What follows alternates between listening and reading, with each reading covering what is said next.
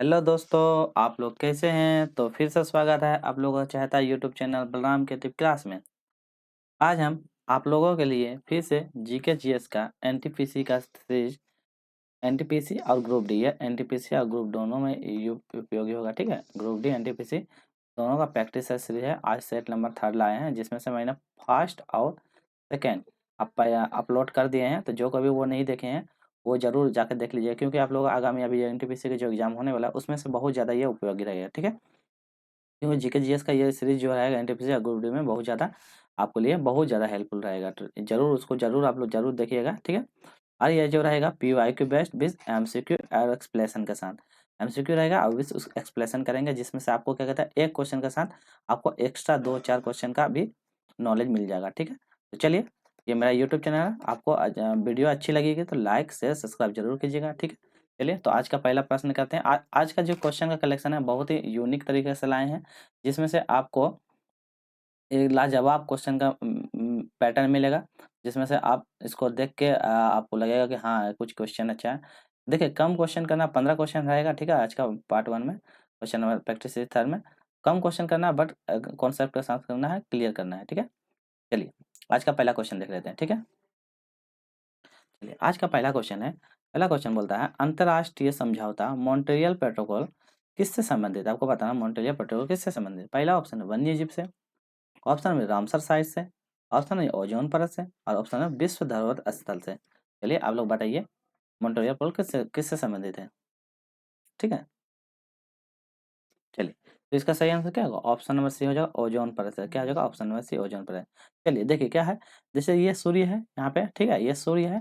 Explanation के साथ पढ़ेंगे हम लोग थोड़ा सा यूनिक तरीके से। ये सूर्य है और यहाँ पे पृथ्वी है, ठीक है। एक मिनट, कलर चेंज करते हैं ताकि अच्छे से समझ में आएगा, ठीक। देखिए, यहाँ पे ये आपको सूर्य दिख रहा होगा। तो सूर्य से जो ये किरणें आती है, सूर्य के यहाँ से जो किरणें आती है, तो इसमें किरणें में क्या आता है? अल्ट्रा वायलेट, ठीक है। यूवी रे, देखिए यहाँ पे यूवी रे है। और यूवी रे जब यहाँ सूर्य की किरणें यहाँ से आती है, तो इसमें से पृथ्वी में एक ओजोन का लेयर बना हुआ रहता है, ठीक है।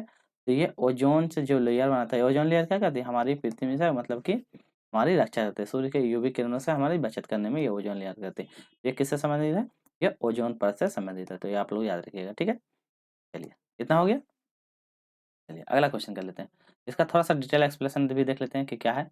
देखिए, मॉन्ट्रियल प्रोटोकॉल क्या है? मॉन्ट्रियल प्रोटोकॉल एक अंतर्राष्ट्रीय संधि है। क्या है? अंतर्राष्ट्रीय संधि है, जिसका उद्देश्य क्या है? ओजोन परत को नुकसान पहुँचाने वाले रासायनिक उत्पादों और उपयोग के चरणबद्ध तरीकों को कम करना है, जिससे पृथ्वी को क्या है? हानिकारक पराबैंगनी किरणों से बचाया जा सके, ठीक है। तो मॉन्ट्रियल क्या है? ये हमारी क्या है? हानिकारक जो यूवी रे आते हैं उससे क्या है? हमारे बचाने में काम करता है, ठीक है। तो इतना आप लोग इसको याद रखिएगा। चलिए, क्वेश्चन नंबर 2 देख लेते हैं। क्वेश्चन नंबर 2 क्या बोलता है? क्वेश्चन नंबर 2 बोलता है कि दुनिया का सबसे बड़ा यूरेनियम उत्पादक देश कौन-सा है? ये क्वेश्चन मार्क है, ठीक है। यूरेनियम उत्पादक देश कौन-सा है आपको बताना है, ठीक है। चलिए, आपका ऑप्शन है Uzbekistan, option number B Kazakhstan, option number USA, ठीक है, और ऑप्शन नंबर भारत। चलिए, आप लोग बताइए कि कौन-सा होगा? ये देखिए, आप लोगों को यहाँ पे दिख रहा होगा, ठीक है। ये है सबसे बड़ा, ये मतलब कि सबसे बड़ा ना, ये है थोरियम, ठीक है। ये भी आप देखिए यूरेनियम, ये कौन-सा है? यूरेनियम है, ठीक है। तो यूरेनियम है, तो इससे बोला है कि कहाँ पे सबसे ज़्यादा उत्पादन किया जाता है। चलिए, तो इसका सही आंसर क्या है? Option number B. Option number B क्या है? उज़्बेकिस्तान। तो कौन सा जगह? ये उज़्बेकिस्तान बोलते हैं, Kazakhstan. Option number B Kazakhstan, ठीक है। तो इसका सही आंसर हो जाएगा कजाकिस्तान, ठीक। चलिए, अगला नंबर क्वेश्चन नंबर 3 देख लेते हैं। क्वेश्चन नंबर 3 क्या बोलता है? सूचना एवं प्रौद्योगिकी के प्रमुख क्या है? सूचना प्रौद्योगिकी के प्रमुख केंद्रों में से एक सिलिकॉन वैली कहाँ स्थित है? तो आपको बताना सिलिकॉन वैली कहाँ स्थित है, ठीक है। चलिए, ऑप्शन है टोक्यो, ऑप्शन है न्यूयॉर्क, ऑप्शन में से लंदन, ऑप्शन में डी कैलिफोर्निया। चलिए, बताइए आप लोग।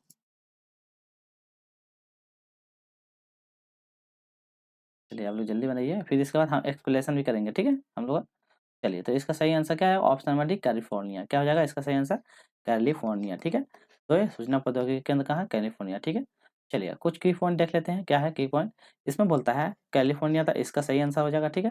की पॉइंट में क्या बोलता है कि कैलिफोर्निया क्या है? सिलिकॉन वैली दुनिया का आईटी उद्योग, ये भी याद रखिएगा आप लोग, आईटी उद्योग का सबसे बड़ा केंद्र है, ठीक है। आईटी उद्योग का सबसे बड़ा केंद्र है, ठीक है, कैलिफोर्निया।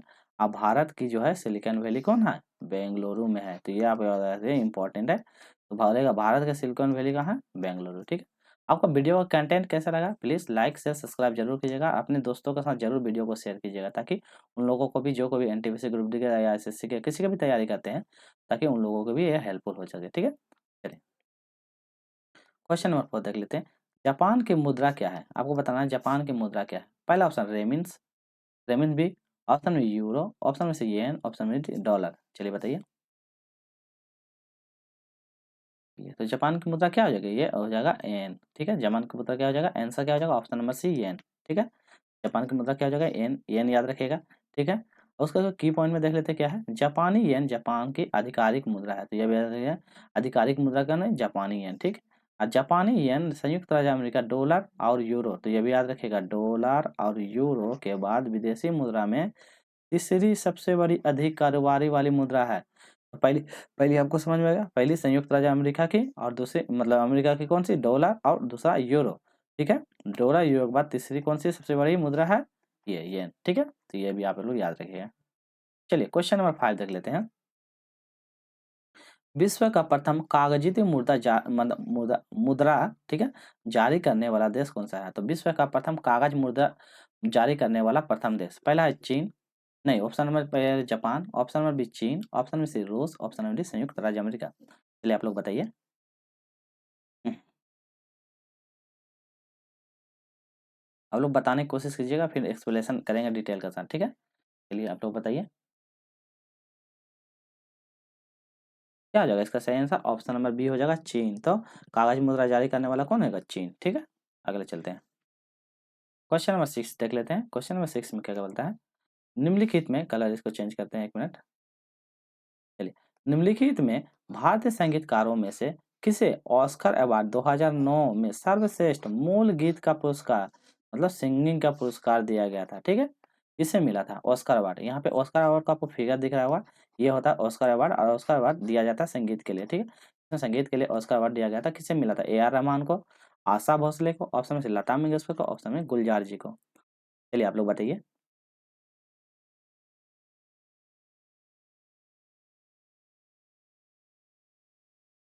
चलिए, तो इसका सही आंसर क्या होगा? ऑप्शन नंबर 6 का हो जाएगा ए आर रहमान जी को। ठीक है, तो इसका सही आंसर होगा ए आर रहमान जी को मिला था। ठीक है, तो ये भी आप लोग याद रखिएगा। चलिए क्वेश्चन नंबर 7 देख लेते हैं। क्वेश्चन नंबर 7 बोलता है, क्वेश्चन नंबर 7 बोलता है विश्व में कौन सा देश जूट का सबसे बड़ा उत्पादक है? तो बताना जूट का सबसे बड़ा उत्पादक देश कौन सा है? पहला ऑप्शन है ब्राजील, ऑप्शन में बी चीन, ऑप्शन में सी भारत, ऑप्शन में डी कोलंबिया। चलिए आप लोग बताइए।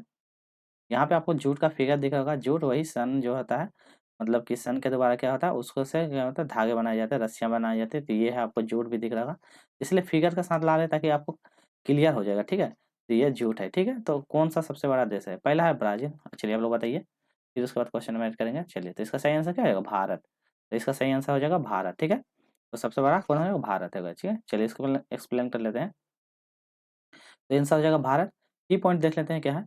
भारत दुनिया का जूट गोल्डन फाइबर, ये भी याद रखिएगा, जूट को इंग्लिश में गोल्डन फाइबर का सबसे बड़ा उत्पादक है, जिसके बाद बांग्लादेश। पहला हो जाएगा भारत, एक नंबर पे याद रखिएगा, पहला भारत, दूसरा में बांग्लादेश, तीसरा में चीन, और चौथा में थाईलैंड। तो ये भी आप लोग स्थान भी याद रखिएगा। ठीक है, क्योंकि एग्जाम में डायरेक्ट पूछा था, दूसरा पूछ देगा तो बांग्लादेश, तीसरा पूछ देगा तो चीन, और चौथा पूछ देगा तो थाईलैंड। ठीक, चलिए अगला क्वेश्चन कर लेते हैं। क्वेश्चन नंबर 8, इसमें देख लेते हैं क्या बोलता है। क्वेश्चन नंबर 8 बोलता है क्या है। विश्व में सर्वाधिक सक्रिय ज्वालामुखियों में से एक माउंट एटना ज्वालामुखी किस देश में स्थित है? आपको बताना माउंट एटना ज्वालामुखी कौन सा देश में स्थित है। ठीक है, बहुत इंपॉर्टेंट क्वेश्चन है ये आपका एनटीपीसी। ठीक है, और ग्रुप डी के लिए बहुत इंपॉर्टेंट चीज है। ठीक है, पहला ऑप्शन इटली, ऑप्शन में जापान, ऑप्शन में से पेरू, ऑप्शन में फिजी। चलिए बताइए, एटना ज्वालामुखी कौन सा देश में स्थित है? तो ये कौन सा देश में? इटली में। ऑप्शन नंबर ए सही जवाब हो जाएगा। इटली में एटना ज्वालामुखी है। देखिए यहाँ पे ज्वालामुखी आपको दिख रहा होगा, ये देखिए यहाँ पे क्या होता है, इस पहाड़ है, यहाँ से ज्वालामुखी का उद्गम स्थान होता है। ठीक है, यहाँ से उद्गम होता है, तो ये बहा के क्या लावा का रूप में आता है, और ये पूरे लावा पूरे बहा के फैलाया जाता है, बहुत ही तेज प्रकार से ये बहती है। ठीक है, और यहाँ से जब बन जाती है तो इसमें फिर सैलों का निर्माण होता है। ठीक है, ये भी आप लोग याद रखिएगा। चलिए क्वेश्चन नंबर 9 देख लेते हैं। क्वेश्चन नंबर 9 बोलता है न्यूयॉर्क शहर किस देश किस नदी पर स्थित है? आपको पता है न्यूयॉर्क शहर किस नदी के मुहान पे स्थित है? ठीक है, पहला ऑप्शन मिसौरी नदी पे, ऑप्शन में थेम्स नदी पे, ऑप्शन में हडसन नदी पे, ऑप्शन में मिसिसिपी नदी पे। चलिए बताइए आप लोग। आपको दिख रहा होगा न्यूयॉर्क शहर, देख लीजिए यहाँ पे न्यूयॉर्क शहर है, ठीक। चलिए पहले आंसर कर लेते हैं फिर एक्सप्लेनेशन कर लेंगे, ठीक है। चलिए तो आप लोग बताइए। चलिए तो इसका सही आंसर क्या होगा, हडसन नदी, ऑप्शन नंबर सी, हडसन नदी पे। देखिए ये न्यूयॉर्क शहर है, आपको दिख रहा होगा। न्यूयॉर्क शहर का ये है जो मसाल लेके क्या है खड़ी है। तो मसाल लेके भी कभी कभी पूछा था, मसाल लेके खड़ी हुई है, तो ये है, ठीक है। और ये यहाँ पे उसका न्यूयॉर्क शहर है, देखिए कितना ये, और यहाँ पे आपको नदी दिख रही होगी, ठीक है। ये जो है ये नदी है, ठीक। चलिए और डिटेल देख लेते हैं। आंसर हो जाएगा हडसन नदी। नॉर्थ में देखते हैं न्यूयॉर्क शहर दक्षिणी पूर्वी, ठीक है। दक्षिणी पूर्वी यहाँ पूरा होता है, पश्चिम होता है, उत्तर होता है, दक्षिण, तो दक्षिणी पूर्वी बोलता है, ठीक है। तो दक्षिणी और पूर्वी, तो इस ये वाला दक्षिण पूर्वी राज्य के शहर हडसन नदी के मुहान पर स्थित है, ठीक है। जो संयुक्त राज्य अमेरिका के उत्तर पूर्वी भाग में, तो उत्तर पूर्वी भाग में, तो ये उत्तर पूर्वी भाग में, तो इस वाले भाग में स्थित है, ठीक है। तो ये भी याद रखिएगा। क्वेश्चन नंबर 10 देख लेते हैं। क्वेश्चन नंबर 10 बोलता है कि 2000, यहाँ पे 2001 जनगणना के अनुसार निम्न में से कौन सा भारत का सबसे अधिक आबादी वाला महासागर, 2000 कौन सा था, 2011 लिखिएगा, ठीक है। यहाँ पे 2011, ठीक है। 2011 की जनगणना का साल बताना, सबसे अधिक वाला महानगर, कोलकाता, मुंबई, दिल्ली, चेन्नई। चलिए बताइए आप लोग कौन सा हो जाएगा। इसका सही जवाब हो जाएगा Mumbai, option number B Mumbai, ठीक है। तो 2011 की जनगणना का सबसे अधिक आबादी वाला शहर, ठीक है, हो जाएगा, ठीक है, मुंबई। चलिए अगला चलते हैं, क्वेश्चन नंबर 11 देखते हैं। शिव कुमार शर्मा जी का नाम किस वाद्य यंत्र से जुड़ा हुआ है, बताना शिव कुमार शर्मा का किस वाद्य यंत्र से जुड़ा हुआ है, ठीक है। पहला ऑप्शन है sitar, option number B santoor, option number nadaswaram, option number D dholak. चलिए बताइए शिव कुमार शर्मा किससे वो कौन सा वाद्य यंत्र बजाते हैं, तो कौन सा, संदूर, ऑप्शन नंबर बी, ये संदूर वाद्य यंत्र बताते हैं, ठीक है। तो ये भी याद रखिए, संदूर वाद्य यंत्र बताते हैं शिव कुमार शर्मा जी, ठीक है। चलिए आज का वीडियो इतना ही रखते हैं, ठीक है। ये वीडियो आपको कैसी लगी, ठीक है। आपको क्या करना है, चैनल को लाइक करना है, ठीक है। लाइक करना है, शेयर करना और सब्सक्राइब करना, ताकि आपको इससे रिलेटिव कोई भी वीडियो है वो मिल सके, ठीक है। और अपने दोस्तों में जरूर शेयर कीजिएगा यदि वीडियो अच्छी लगी होगी तो, ठीक है। और अपने दोस्तों में शेयर करिएगा ताकि वो, और वीडियो अच्छी लगी जाएगी तो सब्सक्राइब जरूर कर लीजिएगा। फिर मिलते हैं हम नेक्स्ट इसका पार्ट 2 में। पार्ट 2 का कलेक्शन यहाँ से स्टार्ट होगा, ठीक है। ये पार्ट 2 हम लोग करने वाले हैं कल के वीडियो में, ठीक है। तो पार्ट 2 का ये कलेक्शन रहेगा, तो चलिए हम लोग कल के वीडियो में ये वाला पार्ट 2 का सिलेक्शन करेंगे। तो आज का इतना ही, तो आपको वीडियो अच्छा लगेगा तो सब्सक्राइब जरूर कर लीजिएगा। तो आज का रखते हैं इतना ही, चलिए।